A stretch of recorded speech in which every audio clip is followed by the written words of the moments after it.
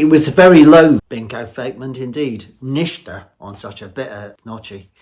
She was obliged to let close to it and brood over it before she could extract the nanty-darious sensation of warmth from such a fambleful of fuel.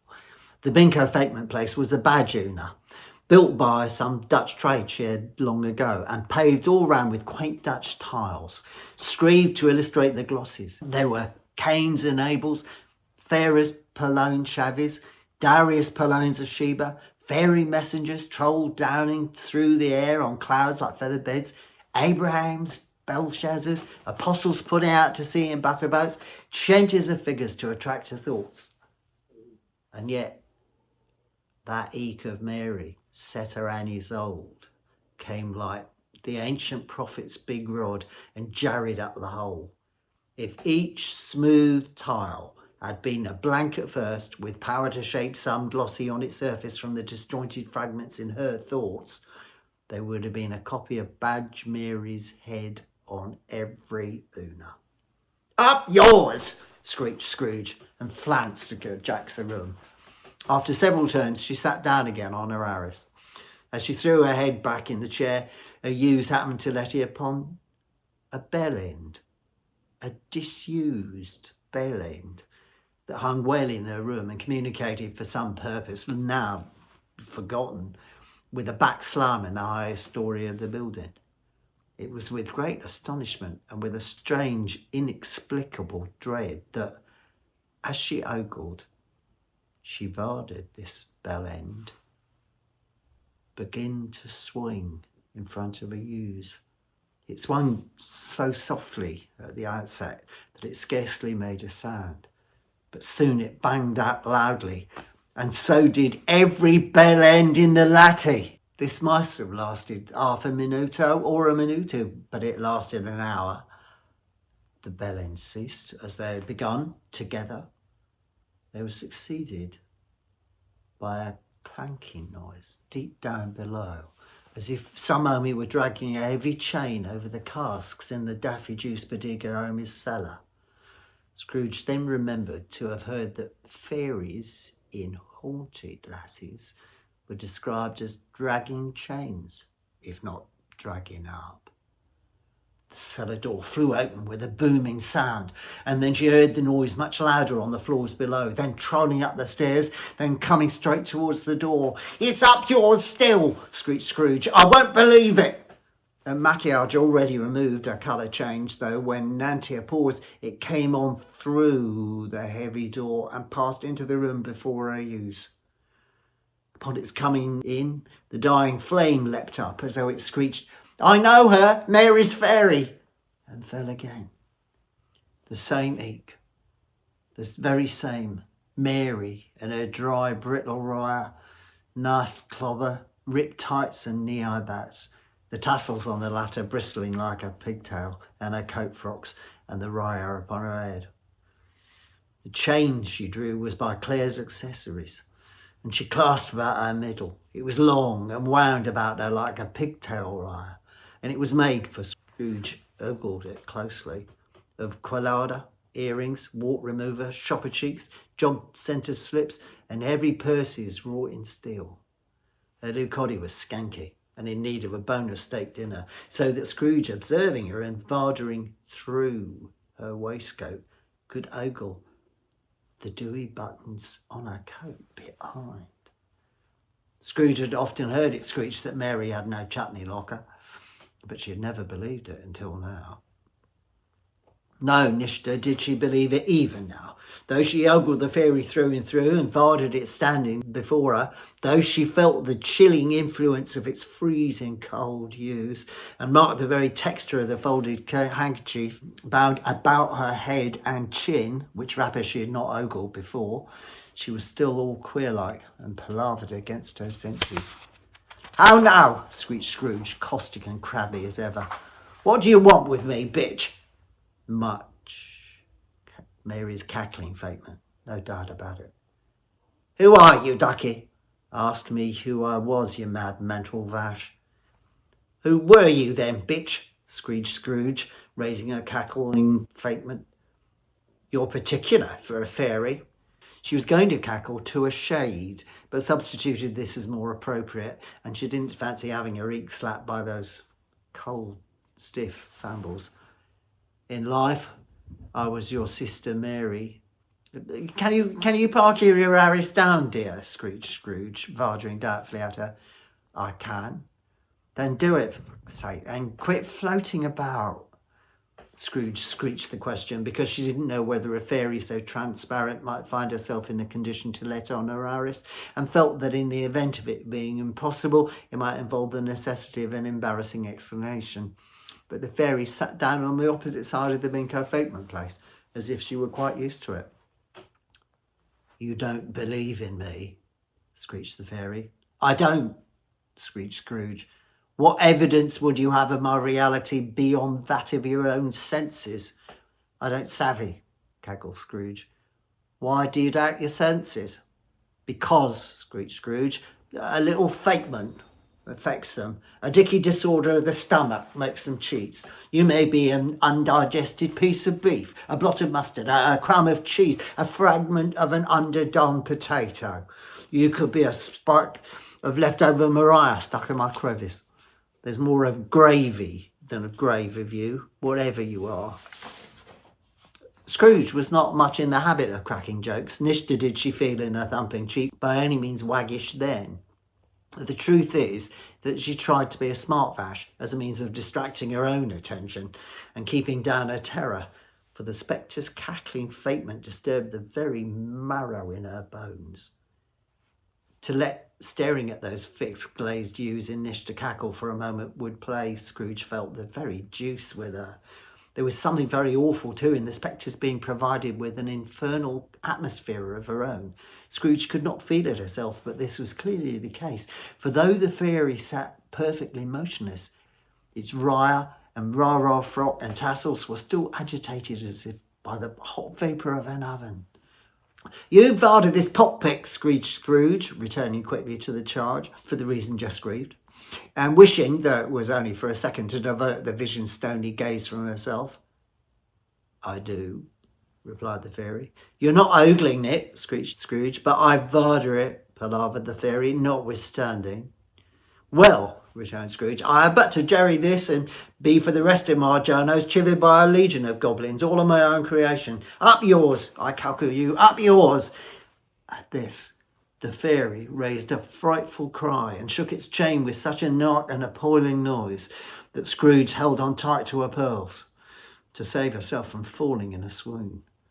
But how much dourier was her horror when the fairy, taking off the bandage round her head, as if it were too warm to wear indoors, its lower jaw dropped down upon its hoofs. Scrooge fell upon her knees and clasped her fambles before her eek. This was an instinctive tipping reaction when begging for mercy from a sharpering Omi when questioned for importuning. Mercy, she shrieked, dreadful apparition, why do you trouble me? Omi Polone of the worldly mind, replied the fairy. Do you believe in me or not? I do, screeched Scrooge, I must. But why do fairies troll the earth, and why do they troll to moi?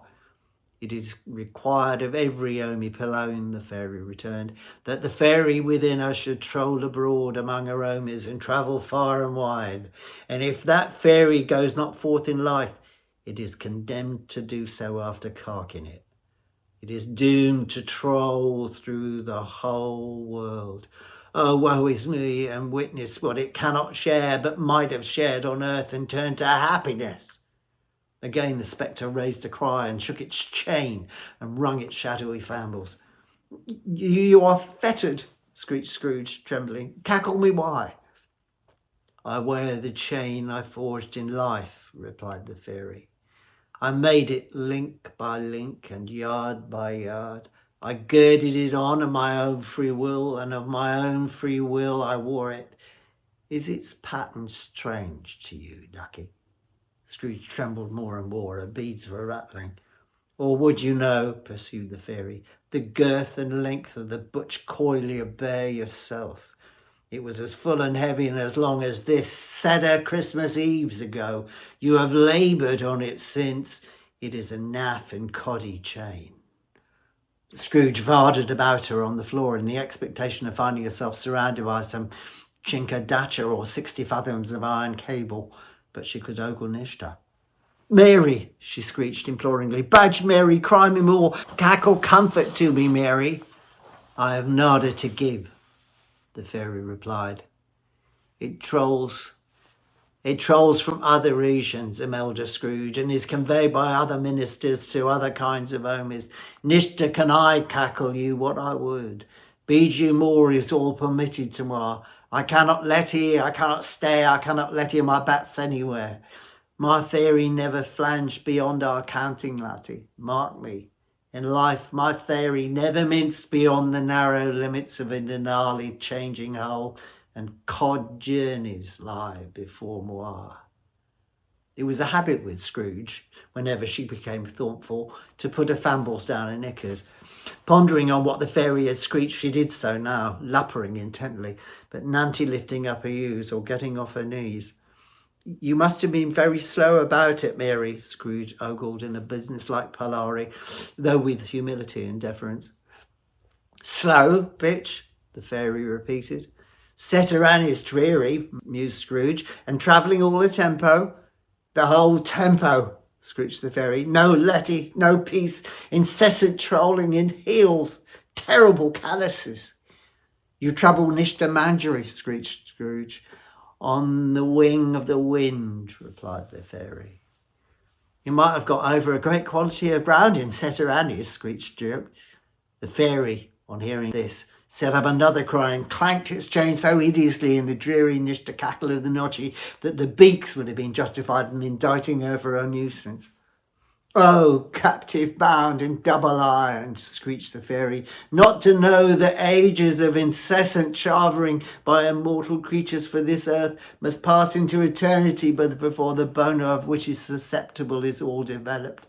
Not to know that any fairy what's in the life, working kindly in its little sphere, whatever it may be, will find its mortal life too short for its vast means of usefulness. Not to know that no spice of regret can make amends for Una life's opportunities misused. Yet such was I. Such was I. But you were always a boner-only pellone of business, Mary, faltered Scrooge, who now began to lupper her orifice. Business, screeched the fairy, ringing her fambles again, a la Hilda Ogden in the Bar of the Rovers. Only Bellone kind was my business. The common welfare was my business. Charity, mercy, forgiveness and benevolence were all my business. My dealings with rough trade were but a drop of water in the comprehensive ocean of my business. It held up its chain at arm's length, as if that were the cause of all its unavailing grief, and flung it heavily upon the ground again. At this tempo of the rolling Annie, the spectre screeched, I suffer most. Why did I troll through crowds of only beings with my ewes turned down, and never raise them to that blessed sparkle which led the wise homies to a naff-letted? Were there no naff homes to which a sparkle would have conducted moi? Scrooge was very much bored out of her foofs to hear the spectre going on at this rate, and began to quake exceedingly. Hear me, screeched the fairy. My tempo is nearly over. I will, screeched Scrooge, but don't be narking upon me. Don't be flowery, Mary, pray. How is it that I appear before you in a dolly shape? What you can ogle, I may not cackle. I have sat invisible beside you, Notchy and Journo, bitch. It was not an agreeable idea. Scrooge came over all queer and wiped the perspiration from her reek rire. That is no dolly part of my penance, pursued the fairy. I am here this bid you, Notchy, to warn you that you have yet a chance and hope of escaping my fate. A chance and hope of my procuring, ducky. Oh, you were always a boner sister to me, screeched Scrooge. Mercy was. You will be haunted, resumed the fairy, by 3 more drear fairies. Scrooge's eek fell almost as low as Mary's sagging foops had done. Is that the chance and hope you mentioned, Mary? She groaned in a faltering, cackling faintment. It's not the Nolan sisters. It is. I think I'd rather not, whined Scrooge. Nanty their visits, screeched the fairy. You cannot hope to shun the path I troll, and no flies. Expect the first Una tomorrow. when the bell end tolls Una. Couldn't I lull them all at once and have it over, Mary? Hinted Scrooge. You know I'm keen on groups. Expect the second on the next notchy of the same hour, you manky bucket. The third upon the next notchy when the last stroke of Kenza has ceased your vibrator. Vada to ogle me no more, and Vada that for your own sake you remember what has passed between us. When it had screeched these lives, the spectre lulled its fat wrappers from the table and bound these round its eek as before. Scrooge savoured this by the spark sound its pots made when her jaws were brought together by the wrappers.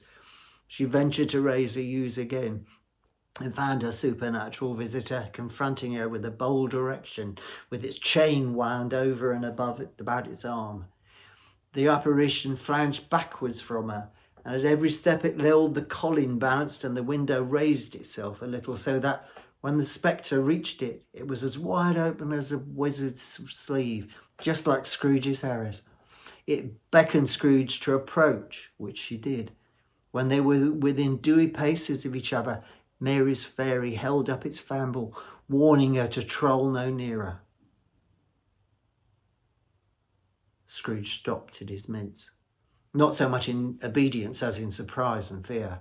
For on the raising of the fambul, she became sensible of confused noises in the air, incoherent sounds of shagging and corn debridement, wailings inexpressibly shardiful and self-accusatory. The spectre, after Nell yarding for a moment, joined in the mournful dirge. It was actually a level 42 album, and floated out upon the bleak munge notchy.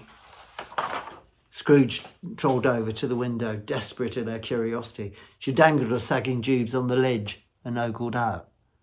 The air was filled with fairies, trolling hither and thither in lettyless haste and importuning as they went.